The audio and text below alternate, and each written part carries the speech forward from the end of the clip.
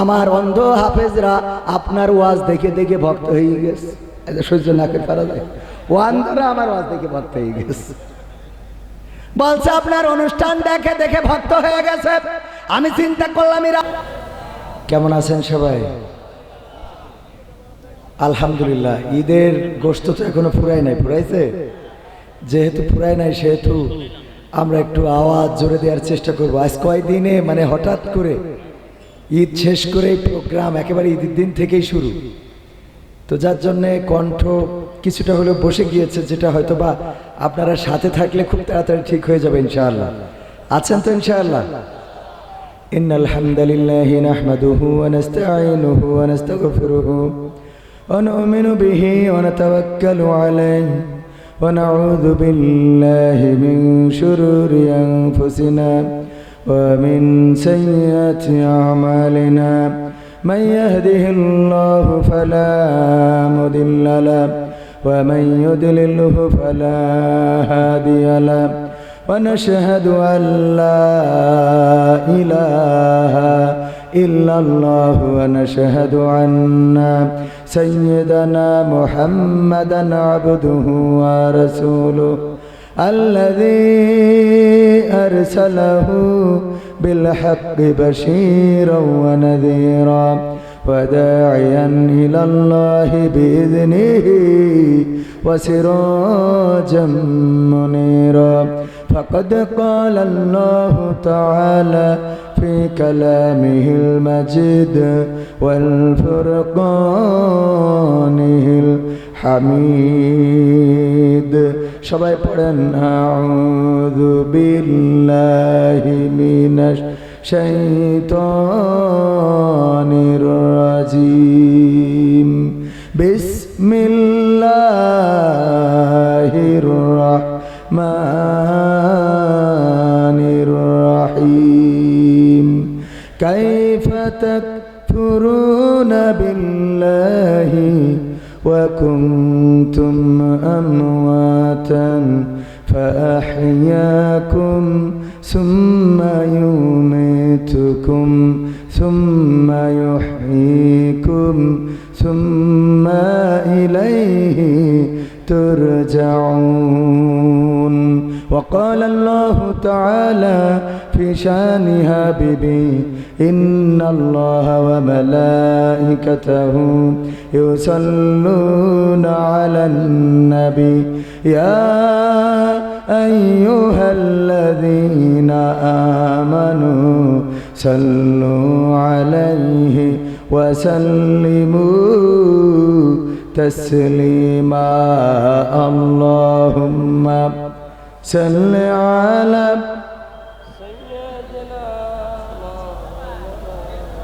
محمد وعلى آل سيدنا তার জন্য যে হারাম হবে জাহান্নামের আগুন আল্লাহুম্মা সাল্লি আলা سيدنا مولانا محمد وعلى آل سيدنا রূপের বড়াই করিস না রে, রূপ চিরদিন থাকে না। রূপের বড়াই করিস না রে, রূপ চিরদিন থাকে না। নিজের মুখটা দেখা একদিন হইবে রে তোর যন্ত্রণা। নিজের মুখটা দেখা একদিন হইবে রে তোর যন্ত্রণা। রূপের বড়াই করিস না রে, রূপ চিরদিন থাকে না। রূপের বড়াই করিস না রে, রূপ চিরদিন থাকে না। নিজের মুখটা দেখা একদিন হইবে রে তোর যন্ত্রণা। নিজের মুখটা দেখা একদিন হইবে রে তোর যন্ত্রণা। সময় হইল বড় শিক্ষক, সব দিবে শিখাইয়া। সুখের জীবন থাকবে না রে, দেখবে না কেউ চাইয়া। সময় হইল বড় শিক্ষক, সব দিবে শিখাইয়া। সুখের জীবন থাকবে না রে, দেখবে না কেউ চাইয়া। মরার আগে মরবি রে তুই, জ্বালা সইতে পারবি না। মরার আগে মরবি রে তুই, জ্বালা সইতে পারবি না। নিজের মুখটা দেখা একদিন হইবে রে তোর যন্ত্রণা। নিজের মুখটা দেখা একদিন হইবে রে তোর যন্ত্রণা। রূপের বড়াই কইরো না ভাই, রূপ চিরদিন থাকে না। ক্ষমতার বড়াই কইরো না ভাই, সে আর চিরদিন থাকে না। নিজের মুখটা দেখা একদিন হইবে রে তোর যন্ত্রণা। নিজের মুখটা দেখা একদিন হইবে রে তোর যন্ত্রণা। কিসের এত বড়াই তোমার মাটির দেহ লইয়া? ময়রা দেখো পোকামাকড় শেষ করবে সব খাইয়া। কিসের এত বড়াই তোমার মাটির দেহ লইয়া? ময়রা দেখো পোকামাকড় শেষ করবে সব খাইয়া। এই দুনিয়া ছাড়তে হবে, অহংকার আর কইরো না। এই দুনিয়া ছাড়তে হবে, অহংকার আর কইরো না। নিজের মুখটা দেখা একদিন হইবে রে তোর যন্ত্রণা। নিজের মুখটা দেখা একদিন হইবে রে তোর যন্ত্রণা। রূপের বড়াই কইরো না ভাই, রূপ চিরদিন থাকে না। চেহারার বড়াই কইরো না বোন, চেহারা চিরদিন থাকে না। নিজের মুখটা দেখা একদিন হইবে রে তোর যন্ত্রণা। নিজের মুখটা দেখা একদিন হইবে রে তোর যন্ত্রণা। নিজের মুখটা দেখা একদিন হইবে রে তোর যন্ত্রণা। মারহাবা। আর একটু জোরে বলা যাবে না? দাঁড়ানো ভাইয়েরা, আমার যুবকেরা, কলিজার টুকরারা, ডান পাশে একটু জায়গা আছে, এখনো চট ফাঁকা আছে কিছুটা। যদি বসা যায়, এই রাতটা হয়ে যেতে পারে আপনার আমার জন্য নাজাতের ওসিলা হতে পারে না? পারে না? এখানে বসলে আল্লাহ রাব্বুল আলামিন সওয়াব দেবেন। আমি বলি জাতের করাত, মানের করাত, দামের করাত, যাইতেও কাটে আসতেও কাটে। বসলে সওয়াব আছে, সগীরা গুনাহগুলো মাফ হয়ে যায়। বলেন সুবহানাল্লাহ। তার মানে কমতে থাকে আর একদিকে বাড়তে থাকে। সওয়াবের দরকার আছে না নাই? সওয়াবটা কি, এটা কি আমরা জানি? সওয়াব কি আসলে? আমরা যে সওয়াবের কথা বলি, সওয়াবটা কি এটা কিন্তু আমরা অনেকেই জানি না। সওয়াবটা কি খাতায় যে লেখে, এটা কি? এটা হলো আসলে ভালোভাবে যদি বলি, সেদিন এই ইতেকাফে বসে আমার স্যার আলোচনার মধ্যে এটা বুঝাইলো, আমিও চিন্তা করলাম আসলে তো তাই। সওয়াবটা কি? স্যার বললেন জুমার আলোচনায়, মহিউদ্দিন স্যার আকিজ সাহেবের বড় ছেলে, উনি বললেন সওয়াবটা কি। এটা হঠাৎ করে আমার একজন স্টুডেন্ট জিজ্ঞেস করে বসেছে যে স্যার সওয়াবটা কি। তো আমি খুঁজে বেড়াচ্ছিলাম যে আসলে সওয়াবটা কি। সবাই তো বলি সওয়াব হবে 80 গুণ, 100 গুণ, 1000 গুণ, 1 কোটি গুণ। আমার তাওহীদ ভাই বললেন 30,000 রাতের সমান সওয়াব হবে। তো এই যে সওয়াবটা কি? সওয়াবটা হলো আসলে ওজন মাপার যে বাটখারা আছে, সেই বাটখারা। সওয়াবটা কি? ওজন মাপার বাটখারা। আপনি নেক আমল যত করবেন, আপনার কেজি বাটখারা তত বাড়তে থাকবে। একটা সোয়াব যদি 100 গ্রাম হয়, 1000 সোয়াব, তাইলে কত কেজি? এবার বুঝে দেখেন। আপনার গোনাটাও ওই রকম একটা বাটখারা, গোনাটা এই আমল নামায় হইতে থাকে, ওইটাও বাড়তে থাকে। 100টা গুনাহ করেছেন, তার মানে আপনি যদি 100 গ্রাম করে ওজন হয়, 10 কেজি গুনাহ করা হয়ে গেছে। সোয়াব যদি 11 কেজি হয়ে যায় কোনোভাবে, 1100টা সোয়াব, তাইলে হালকা হয়ে যাবে। বদির পাল্লা, নেকির পাল্লা ভারী হবে, আপনি জান্নাতি হয়ে যাবেন। বলেন সুবহানাল্লাহ। এখন কি সোয়াবটা বোঝা গেছে? তাহলে সোয়াবের যে কি জন্য দরকার, আপনার গুনাহ যে কয় কেজি বানাইছেন আর সোয়াব যে কয় কেজি বানাইছেন, এটা কি হিসাব করেছেন কোনোদিন? না, আমাদের কাছে খাতা কলম আছে, আমাদের কাছে নাই, কিন্তু পরকালে আমাদের হাতে ধরাই দেবে, বলবে ইকরা কিতাবাকা কাফা বিনাফসিকা ইয়াউমা আলাইকাল হাসিবা, পড়ো তোমার কিতাব, তুমি পড়ে তুমি হিসাব করে দাও কয় কেজি কয় মন সোয়াব তুমি বানাইছাও। তুমি দেখো যদি আপনি হিসাব মিলায়ে যোগ বিয়োগ করে দেখেন যে না আমার গুনাহ হয়েছে 1100, তার মানে আপনার 11 কেজি গুনাহ 10 কেজি সোয়াব, তাইলে আপনি হাঁটতে হাঁটতে একা একা জাহান্নামের দিকে যাবেন যে আমার হিসেব করা শেষ, আল্লাহ আমার আর হবে না, আমার খেলা ফাইনাল।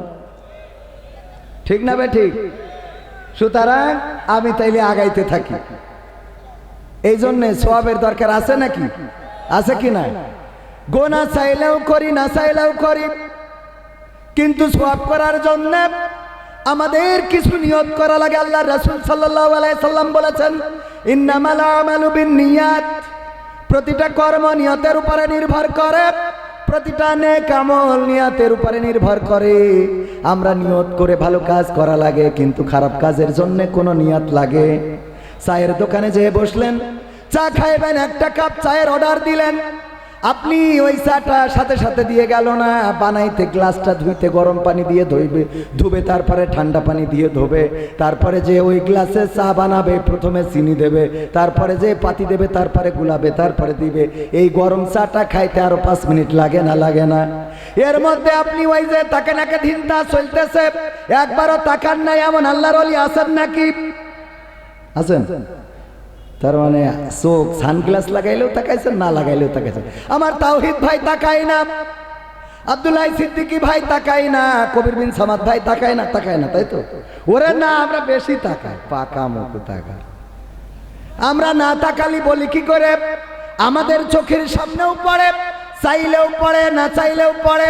চায়ের দোকানে চা খাইতে গেলাম, গলাটা বসা, আমি চাইলেও চোখ যাচ্ছে, না চাইলেও চোখ যাচ্ছে।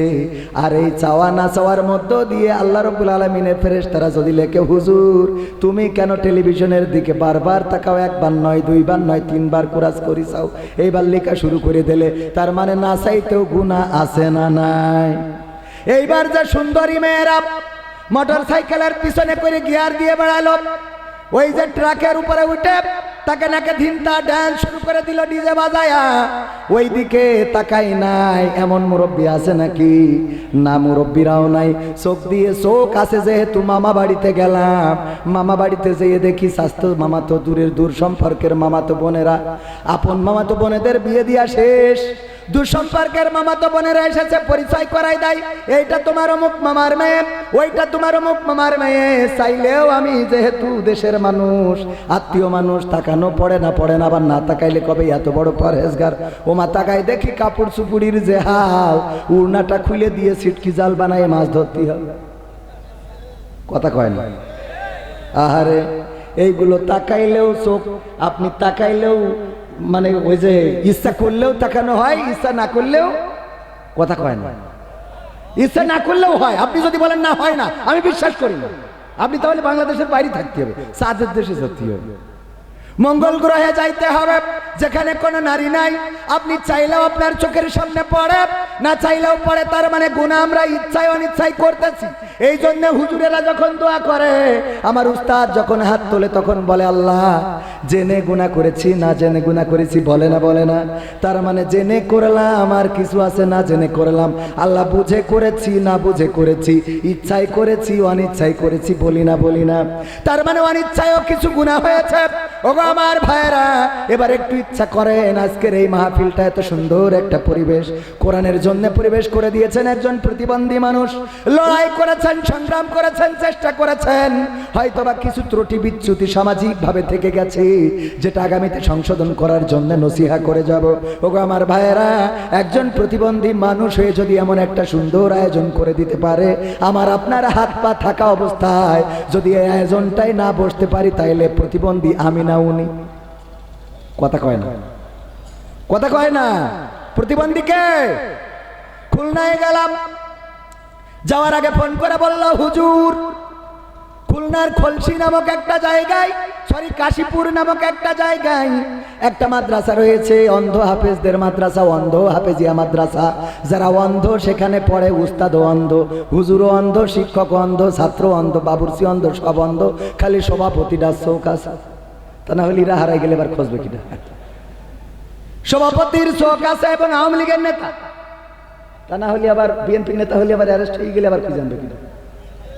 এই জন্যে আওয়ামী লীগের নেতা যাতে সে অন্তত স্বাধীনভাবে খুঁজে বের করতে পারে। ওগো আমার ভাইরা, সভাপতি সাহেব চোকালা হওয়ার কারণে বললাম আলহামদুলিল্লাহ, আপনি অন্ধ হইলে সব খুঁজে বেড়াতে হইতো আমাদের। এই জন্য অন্তত একটা আছেন চোকালা। হুজুর ফোন করে বলছে আমার এই মাদ্রাসায় আসতে হবে। আমার অন্ধ হাফেজরা আপনার ওয়াজ দেখে দেখে ভক্ত হয়ে গেছে। সহ্য না করে পারা যায়, ও অন্ধরা আমার ওয়াজ দেখে ভক্ত হয়ে গেছে। বলছে আপনার অনুষ্ঠান দেখে দেখে ভক্ত হয়ে গেছে।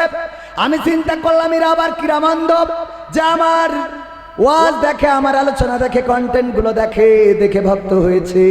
আমি বললাম আগামীকালকে ফোন দিবেন, কালকে দাওয়াত নেব। পরের দিন ফোন দিল, দাওয়াত নিলাম।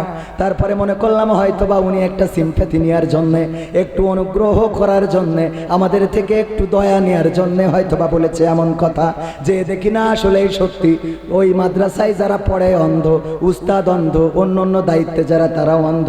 আর ওই যে স্পিকার লাগাইনো আছে সামনে, যত শ্রোতা অধিকাংশ যারা ফারেক হয়ে গেছে, অনেকেই এসেছে, ওরা আমার দিকে কেউ তাকায় নেই, সব ওই স্পিকারের দিকে মুখ করে বসে রয়েছে। মানে ওই স্পিকারের মধ্যে মনে কাছে হুজুর। বিষয়টা বুঝতে পারেন? কানা মানুষ তো দেখতে পায় না, ওইদিকে হুজুর। আবার আমি দেখলাম আমাকে যেখানে বসাইলো ওরা সত্যি সত্যি ফোন চালাই, স্ক্রিন টাচে এনে এরম করি কয় হ্যাঁ কবির বিন সামাদ। এরা আসে আস্তে করে, বুঝতে পারেন? ওদের ইন্দ্রিয় জ্ঞান আছে না নাই? অনেক অন্ধ আছে, দেখবেন টাকা দিলে টাকাটা ধরে বলে দেয় কয় টাকার নোট, অথবা নাকে সখী। অনেক অন্ধ আছে, নাকে নিয়ে যদি বলা হয় 500 টাকা নোট, হ্যাঁ 500 টাকা বাবু, এ তো 5 টাকার নোট। ঠিক না বে ঠিক? বুঝতে পারে না, পারে না? অন্ধ মানুষ বুঝতে পারে। এই অন্ধ হাফেজিয়া মাদ্রাসার কথা কেন বলছি?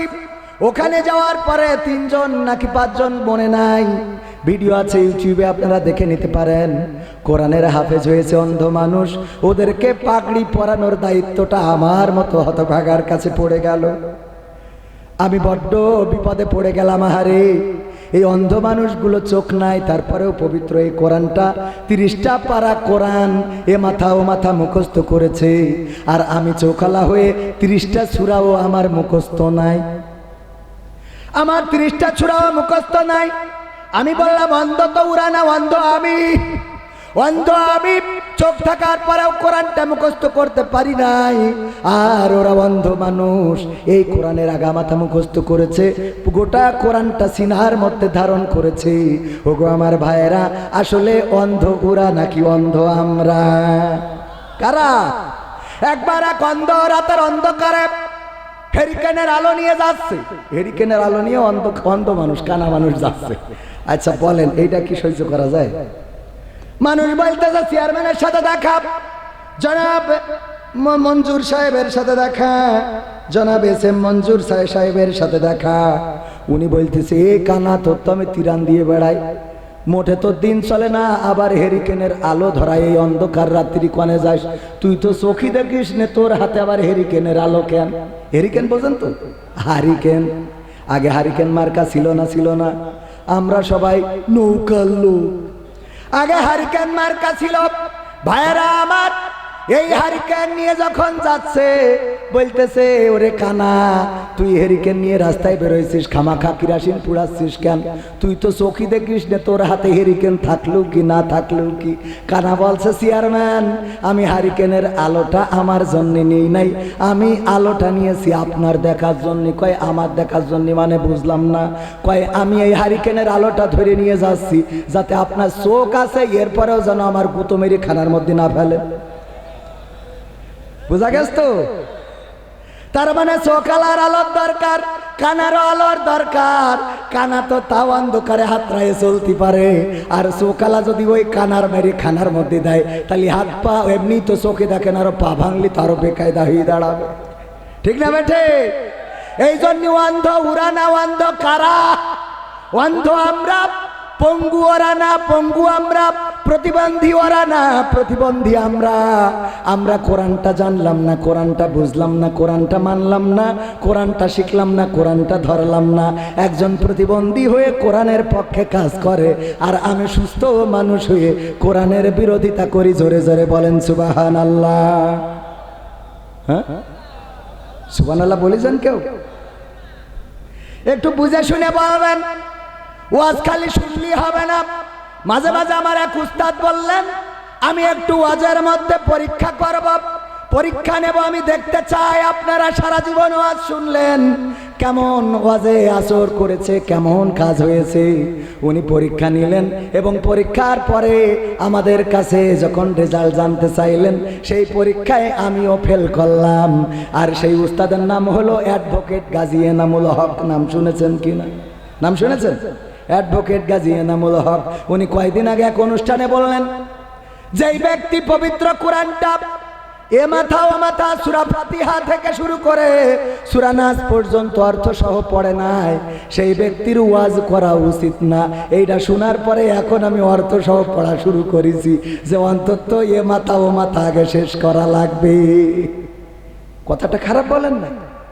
পবিত্র কোরআনে মাথা ও মাথায় আল্লাহ কি বলেছে জানলাম না, ওয়াজ করি বেড়াই, বিশাল বড় কোরআন জানেওয়ালা। আর আমার নামের আগে তো টাইটেল বসাই আন্তর্জাতিক ক্ষতি সম্পন্ন। ক্ষতি সম্পন্ন তো দেয় না, আসলে হবে ক্ষতি সম্পন্ন, ওখানে দিয়ে দিয়ে খ্যাতি সম্পন্ন। আন্তর্জাতিক খ্যাতি সম্পন্ন মুফাসসিরে কোরআন আল্লামা আলহাজ মুফতি মাওলানা মুহাদ্দিস কারি পাবনায় গেলাম, বলছে আওলাদে রাসূল কবির বিন সামাদ। আমি বললাম করিলেন যাক, এর আগে তো ভালো ছিল, এখন যে জায়গায় মেরি দিয়েছেন এ তো একেবারে পুরো আমার পূর্বপুরুষ কোন হিন্দু গোষ্ঠীতে এসেছে তার ঠিক নেই, আপনি আওলাদে রাসূল লাগাই। সত্য বলছি না মিথ্যা বলছি? এইভাবে আমাদের এই পদ পদবীর কোনো দাম আছে? আছে? আল্লাহর কাছে যদি না বাঁচতে পারি, এই পদ পদবী দিয়ে কোনো কাজ হবে না। পরকালে যদি বাঁচতে না পারি, এই পদ পদবী দিয়ে কাজ হবে না। যেই কথা বলছিলাম, ওগো আমার ভাইয়েরা, ওগো আমার মায়েরা, বোনেরা, ওগো আমার যুবকেরা, তরুণেরা, কিশোরেরা, একটু চিন্তা করে দেখেন, এই বাংলার জমিনে কোরআনের পক্ষে খারাপ যাদের টাকা নাই, পয়সা নাই, ঘর নাই, বাড়ি নাই, জায়গা নাই, সম্পদ নাই, ওরা কোরআনের পক্ষে। মাদ্রাসায় যেই ছাত্রটা পড়ায়, ওই ছাত্রটা দেখবেন সবচেয়ে চেহারা খারাপ যেই ছাত্রটার, ওই ছাত্রটা দিয়েছে মাদ্রাসায়। যার নাকের পুটা দাড়িতে এসে লেগে থাকে, ওর দেয় মাদ্রাসায়। যার ভালো ভালো করে হাঁটতে পারে না, ন্যাংসায় হাঁটে, ওইটারে দেয় মাদ্রাসায়।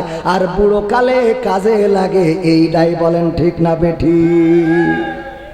ইঞ্জিনিয়ার বানাইছে, ডক্টর বানাইছে, ম্যাজিস্ট্রেট বানাইছে। ওগো আমার ভাইয়েরা, খারাপ ভাবে নেওয়ার দরকার নাই, কিন্তু কোরআনের আলো জ্বালতে পারে নাই, কোরআনের জ্ঞান তার মধ্যে বপন করতে পারে নাই। এখন অনেকেই আছে ডক্টর হয়, ইঞ্জিনিয়ার হয়, ম্যাজিস্ট্রেট হয়, পাশাপাশি কোরআনের আলোয় আলোকিত হয়। আমার আকিজ কলেজিয়েট স্কুল, আমি যেখানে শিক্ষকতা করি, ওই কলেজিয়েট স্কুলে আমাদের রয়েছে হিফজুল কোরআন বিভাগ। যারা ইংলিশ মিডিয়ামে পড়ে তারা আবার কোরআনের হাফেজ হয়ে যায়, ম্যাট্রিকও পাশ করে আবার কোরআনের হাফেজও হয়ে যায়। ওরা জেনারেল, কিন্তু পবিত্র কোরআনটা সিনার মধ্যে নিয়ে ওই কলেজ থেকে বের হয়ে যায়। ওগো আমার ভাইয়েরা, এমন ডাক্তার ইঞ্জিনিয়ার হইলে কোনো ক্ষতি আছে নাকি? না, কোনো ক্ষতি নাই। ডাক্তার উনি যেমন হাসপাতালের বেডে অপারেশন করবে, তেমনি ভাবে উনি আবার রোগীদের চিকিৎসা ওই জায়গায় যেমন করবে, তেমনি যারা কোরআন থেকে দূরে গেছে, দিন থেকে দূরে গেছে, ওদের চিকিৎসা করার জন্য আবার কোরআনের স্টেজে কথা বলবে। বাবা যদি মারা যায়, আবার জানাজায় ইমামতি করবে। মসজিদে যদি খতিবের দরকার হয়, সেখানে জুম্মায় খুতবা দেবে। এমন ডাক্তার মাস্টারের দরকার আছে না? না।